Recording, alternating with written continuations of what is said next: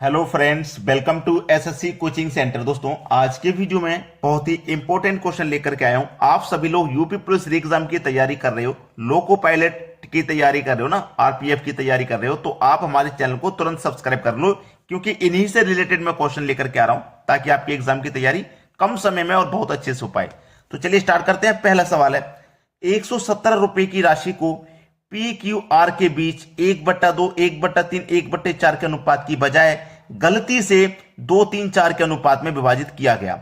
इसी विभाजन में कौन सबसे अधिक राशि प्राप्त करता है? देखो, पी क्यू और आर, ठीक है, पी क्यू और आर, ये अनुपात है। इस अनुपात में बांटना था, गलती से बांट दिया इस अनुपात में। 1/2, 1/3, 1/4 के अनुपात में बांटना था, और बांट किस अनुपात में दिया? 2:3:4 के अनुपात में बांट दिया गया है। यही तो है। सबसे पहले तो आप देखिए, अनुपात कभी भी बटे की फॉर्म में नहीं होता, तो इसे आप पहले चेंज कर लीजिए। तो चेंज कैसे करेंगे? नीचे वाली संख्याओं का आप एलसीएम ले लो। 2, 3, 4 का एलसीएम आ जाएगा 12, ठीक है। चलो, 2 से घटाओ 12 को 6 बार में जाएगा, 6 एकम 6। 3 से घटाओ 12 को 4 बार में जाएगा, 4 एकम 4। और 4 से घटाओ 12 को 3 बार में जाएगा, 3 एकम 3। ये अब सही वैल्यू आ गई, ठीक है, सही वैल्यूज निकल के आ गई। चलो, राशि कितनी है? टोटल राशि जो है 117 रुपए है। 117 रुपए की टोटल राशि है। जब हमारे पास योग 117 है, तो हम अनुपात का भी योग करेंगे। 6 और 4 10 और 3 13। तो 13 से क्या करेंगे? इसमें डिवाइड कर देंगे, तो 9 बार में ये चला जाएगा। 9 छिक्के 54, 9 चौक 36, 9 तिया 27। ये सभी का मान निकल के आ गया। ये सभी का मान निकल के आ गया पी क्यू आर का, ठीक है। अब यहां पे देखना, ये तो निकल के आ गया। अब गलती से इस अनुपात में बांटा गया था, गलती से इस अनुपात में 117 रुपए की राशि को गलती से इस अनुपात में बांट दिया गया था। तो ये योग हमारे पास 117 है, तो अनुपात का भी योग करो। 4 और 3 7 और 2 9। 9 से कटाएंगे इसको, तो ये 13 बार में कटेगा। 13 दूने का 26, 13 त्रिक का 39, 13 चौके 52, ठीक है। इस अनुपात में जब गलती से इस अनुपात में बढ़ गया, तो इतनी इतनी राशि इनको मिलेगी। अब उसने पूछा कि इस विभाजन में कौन सबसे अधिक राशि प्राप्त करता है। देखो, बांटना था इस अनुपात में, गलती से बांट दिया इस अनुपात में, तो अधिक राशि कौन प्राप्त कर रहा है? देखो, पी को कितनी राशि मिलनी चाहिए थी? पहले 54, लेकिन मिल कितनी रही है बाद में गलती से बांटने पर? 26। अधिक तो इसको नहीं मिल रही। क्यू को देखो, पहले कितनी मिल रही थी? 36, और मिल कितनी रही है? 39। 3 अधिक मिल रही है भाई इसको, 3 अधिक। आर को देखो, पहले 27 मिल रही थी, और गलती से बांटने पर 52 मिल रही है, तो 27 से 52 मिल रही है, यानी कि इसको 25 अधिक मिल रही है आर को। तो उसने बोला इस विभाजन में कौन सबसे अधिक राशि प्राप्त करता है? तो सबसे अधिक राशि जो प्राप्त कर रहा है वो आर। आर को पहले 27 मिल रही थी, लेकिन गलती से जब इस अनुपात में बांटा गया तो उसे 52 मिल रही है। सबसे अधिक राशि आर प्राप्त कर रहा है। आर कितनी? 25। तो सी ऑप्शन हो जाएगा प्रश्न का बिल्कुल सही जवाब। क्लियर हो गया सभी को प्रश्न? चलिए अब देखते हैं अगला सवाल। अगला प्रश्न है, 2 नंबरों के बीच का अनुपात 11:18 है। यदि दोनों नंबरों में 4 जोड़ा जाता है, तो उनके बीच का अनुपात 13:20 बन जाता है। मूल नंबर क्या है? देखो, हमारे पास 2 नंबरों का जो अनुपात है वो 11:18 है। ये पहला नंबर और ये हो गया दूसरा नंबर, इनका अनुपात है 11:18। अगर मैं इसे कहूं कि इसे 11x मान लो, इसे आप 18x मान लो, तो इसके मान में कोई परिवर्तन नहीं आएगा। और एक चीज, अनुपात का मतलब बटा भी होता है, तो आप इसे बटे में लिख सकते हैं 11x के बटे में 18x। अनुपात का मतलब बटा भी होता है। उसने बोला है दोनों नंबरों में 4 जोड़ दें, तो पहला नंबर ये था, इसमें भी 4 जोड़ दें। दूसरा नंबर ये था, इसमें भी 4 जोड़ दें। दोनों में 4 जोड़ दें, तो उनके बीच का जो अनुपात है 13:20 बन जाता है। तो 13:20 का मतलब 13/20 लिख सकते हैं। अनुपात का मतलब बटा भी होता है। अब क्या हो जाएगा? Cross multiply. 20 का मल्टीप्लाई 11 से करो, ठीक है। 11 दूने का 22, इधर लिख देते हैं 22x प्लस 20 चौके 80 बराबर 18 का 13 का मल्टीप्लाई करो 234 x प्लस 4 13 चौका 52, ये हो गया। अब एक्स वाले टर्म आपको एक तरफ करने हैं, ठीक है, एक्स वाले टर्म आपको एक तरफ करने हैं। देखिएगा 11 दुने का 22 और एक ये जीरो रह गया यहां पे, यानी कि 220 एक्स होगा, ठीक है। तो एक्स वाले टर्म में जब आप एक तरफ करोगे तो ये 220 एक्स है, ये 234, ये 220 को मैं इधर लेके जाऊंगा, ये प्लस का है इधर आके माइनस, तो 220 कट जाएगा 234 में से, तो इधर कितना बचेगा 14 एक्स बचेगा। ये 52 को इधर लेके आओ बराबर के, ये प्लस का इधर आके माइनस का, तो 80 में से 52 को आप माइनस कर दोगे, 80 में से 52 को माइनस कर दोगे, कितना बचेगा भाई इधर आके 28 बचेगा।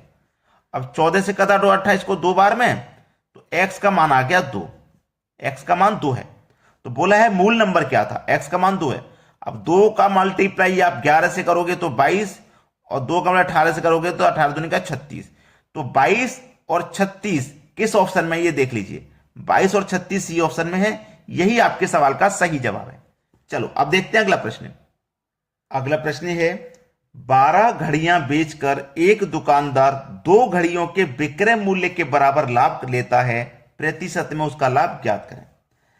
प्रतिशत में लाभ ज्ञात करें, तो लाभ प्रतिशत क्या होता है मैं आपको बता देता हूं। लाभ प्रतिशत का मतलब देखिए 12 घड़ियां बेचकर एक दुकानदार 2 घड़ियों के विक्रय मूल्य के बराबर लाभ कमाता है। लाभ जो है वो 2 घड़ियों के विक्रय मूल्य के बराबर है, तो 2 लिखना है आपको, ठीक है, 2 लिखना है। टोटल घड़ियां कितनी है 12, उसमें से माइनस कर देगा लाभ और गुने 100 कर देना, ये आपका आंसर आ गया, बस खत्म सवाल यहीं पे। ऊपर 2, 12 में से माइनस करोगे 2, 10 आ जाएगा, गुने 100 कटा दो, 10 से कटा दूंगा 100 को, तो 10 बार में 10 दुने का 20 हो जाएगा, यानी कि जो लाभ का प्रतिशत है ना वो 20% है। सी ऑप्शन बिल्कुल सही है। यहां पे हानि प्रतिशत जब पूछा जाता है ना तो सवाल ऐसे ही करना है, हानि वाले में ना यहां पे प्लस का साइन आता है और लाभ के में यहां पे माइनस का साइन। जो लाभ हो रहा है ना उसे ऊपर लिखना है, टोटल वस्तु लिखनी है। अगर लाभ का सवाल है तो माइनस को कर देना लाभ, अगर हानि का सवाल है तो प्लस को कर देना हानि, ठीक। चलिए अब देखते हैं अगला सवाल 20 साइकिलें बेचने पर विनय को 2 साइकिलों के विक्रय मूल्य के बराबर हानि होती है, उसका हानि प्रतिशत ज्ञात करें। अब इस बार हानि प्रतिशत निकालना है ना, हानि प्रतिशत, तो कितने की हानि हो रही है 2 साइकिल के विक्रय मूल्य के बराबर हानि, 2 लिखेंगे, बटे में जो टोटल साइकिल है वो लिखेंगे। मैंने क्या बताया, हानि वाले में ना यहां प्लस रहेगा, जितने की हानि हो रही है ना उतने को यहां जोड़ देंगे, और लाभ वाले में माइनस कर देते हैं, गुने 100। चलिए 2 20 में जोड़ देंगे 2, तो ये 22 हो जाएगा, गुने 100। 2 से कटा दो 22 को 11 बार में, 11 से कटा देंगे 9 बार में, हो जाएगा 99, 1 बचेगा तो 1 ऊपर बटे में 11, 9.1/11 जो कि डी ऑप्शन में दिया गया है, ये हो जाएगा आपके सवाल का सही जवाब। अब देखेंगे अगला प्रश्न है एक लड़का 16 रुपए प्रति 18 अंडों की दर से अंडे खरीदता है और उन्हें 20 रुपए प्रति 22 अंडे की दर से बेचता है, उसका लाभ या हानि प्रतिशत ज्ञात करें। इसको करने का सबसे सरल तरीका है, रुपए लिखिए, वस्तु, फिर रुपए, फिर वस्तु। देखो रुपए कितने हैं 16, तो रुपए के नीचे रुपए लिखने हैं, 16 रुपए में कितनी वस्तु 18, तो वस्तु के नीचे वस्तु लिखनी है। फिर रुपए कितने हैं 20, और 20 के बाद वस्तु कितनी है 22, इस तरीके से आपको लिख लेना है। फिर करना है आपको अंदर वाली संख्याओं का मल्टीप्लाई, ठीक है, 18 दुनी का 36 और 1 ये 0, 360 हो गया। माइनस कर देंगे बाहर वाली संख्याओं का मल्टीप्लाई, बाहर वाली संख्याओं के मल्टीप्लाई को माइनस कर देंगे, ठीक है। 16 का और 22 का मल्टीप्लाई करो, 16 दुनी का 32, 32 का 2 कैरी का 3, 16 दुनी का 32, 32 में 3 जोड़ देंगे तो 35, ये हो गया 352। बटे में रखना है बाहर वाली संख्याओं का मल्टीप्लाई जो कि 352 ही है, और गुने 100 कर देना है, बस सवाल हो गया। अंदर वाली संख्याओं का मल्टीप्लाई माइनस कर देंगे बाहर वाली संख्या का मल्टीप्लाई, बटे में बाहर वाली संख्या का मल्टीप्लाई, गुने 100। 360 में से कटाएंगे 352 तो 8 आएगा। अब ये जो 8 आ रहा है ना निकल के प्लस का, इसी से पता लगेगा प्रश्न में हानि होगी या लाभ। प्लस का आ रहा है ना, इसको घटाने के बाद तो लाभ होगा इस प्रश्न में। बटे में कितना 352 गुने 100, ठीक है। अब इसको कटा लीजिए, बस आपके सवाल का आंसर आ जाएगा। चलो 8 एकम 8, 8 से कटाऊंगा 8 चौक 32, 3 बचेगा 32, 8 चौक 32, 44 बार में गया, ये 44 बार में गया ना। अब देखो 4 से कटा लो इसे, 4 एकम 4, 4 एकम 4, 4 से कटा लो 25 बार में। अब 11 से कटा लो 25 को, 11 दुने का 22, ये इस तरीके की फॉर्म में दिया गया है क्वेश्चन, इस तरीके की फॉर्म में ये दिया गया। चलो जिस तरीके की फॉर्म में क्वेश्चन दिया गया उसी तरीके से हल कर लेते हैं।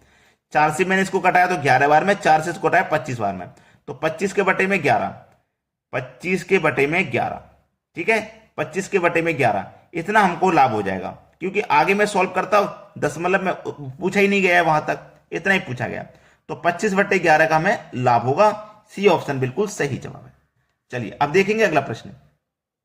अगला प्रश्न है, दो संख्याओं का एलसीएम उनके एचसीएफ का 42 गुना है। एलसीएम और एचसीएफ का योग 602 है। यदि उन संख्याओं में से एक संख्या 84 है तो दूसरी संख्या ज्ञात करें। चलिए ये बहुत अच्छा सवाल लगा। एलसीएम उनके एचसीएफ का 42 गुना है। एचसीएफ, एलसीएम, एलसीएम जो बोला गया ध्यान से देखना, जो एलसीएम एचसीएफ का 42 गुना है, जो एलसीएम है ना एचसीएफ का 42 गुना। अगर एचसीएफ 1 है तो एलसीएम 42 गुना हो जाएगा, मतलब 42। ठीक है, यहां तक किसी को कोई दिक्कत नहीं, 42 गुना हो जाएगा मतलब कि 42। ठीक है, चलिए 42 गुना हो गया ना। आपके पास योग एलसीएम और एचसीएफ का योग 602 है। योग कितना है भाई? 602। अब आपके पास देखो योग कितना है? 602 योग है। जब योग 602 है एलसीएम और एचसीएफ का, तो एलसीएम और एचसीएफ का अनुपात का भी योग कर लो। अनुपात का योग 43 हो जाएगा। ठीक है, अब 43 से आप इसको काटोगे तो ये 14 बार में पूरा कट जाएगा। 14 बार में कट गया ना। अब 14 बार में कट गया। उसने बोला है कि दो संख्याएं थी, दो संख्याओं में से एक संख्या 84 है तो दूसरी संख्या क्या है? यही तो बोला है, एक संख्या 84 है तो दूसरी संख्या क्या है, उसने ये बोला है। देखो 14 एक कम 14, भाई दोनों का योग किया था 43 से डिवाइड किया 14, 14 एक कम 14 हो गया, 14 का मन पे 42 से कर लूं, 14 दुनिया का 28। ठीक है, 28 का 8, कैरी का 2, 14 चौके 56, 56 में 2 जोड़ दो 58, यानी कि 588। एचसीएफ 14 है और एलसीएम कितना है? 588। ठीक है, अब देखना ये मेरे पास जो एचसीएफ है 14, एचसीएफ मेरे पास कितना है? 14। एक संख्या मुझे मालूम है 84 है। अब दूसरी संख्या जो भी होगी इन ऑप्शन में से होगी, इन ऑप्शन में से ही तो होगी, जो भी दूसरी संख्या होगी वो इन ऑप्शन में से होगी। ठीक है, अब देखना एचसीएफ क्या होता है? एचसीएफ वह संख्या होती है जो दी गई संख्याओं को काट दे। 14 से कटाऊंगा मैं, 98 को कटा देगा क्या? कट जाएगा। 14 से 14 5 70, 14 6 84, 14 7 98, 98 कट गया। 14 5 70 ये नहीं कटा, 14 6 84 ये भी नहीं कटा, ये भी नहीं कटा। 14 से कौन सी संख्या कट पाई? 98। तो दूसरी संख्या हमारी 98 है। दूसरी संख्या हमारी 98 है। एक संख्या 84 है तो दूसरी संख्या हमारी 98 है। कैसे पता लगा? एचसीएफ आसानी से पता लगा सकता है भाई, आसानी से क्लियर हो गया ना। पहला ऑप्शन इस प्रश्न का सही जवाब है। अब आपने लाइक नहीं किया होगा वीडियो को तो लाइक जरूर कर दें और शेयर कर दें सभी दोस्तों तक, ताकि सभी की एग्जाम की तैयारी अच्छे से हो पाए। वीडियो देखने के लिए आपका बहुत बहुत धन्यवाद।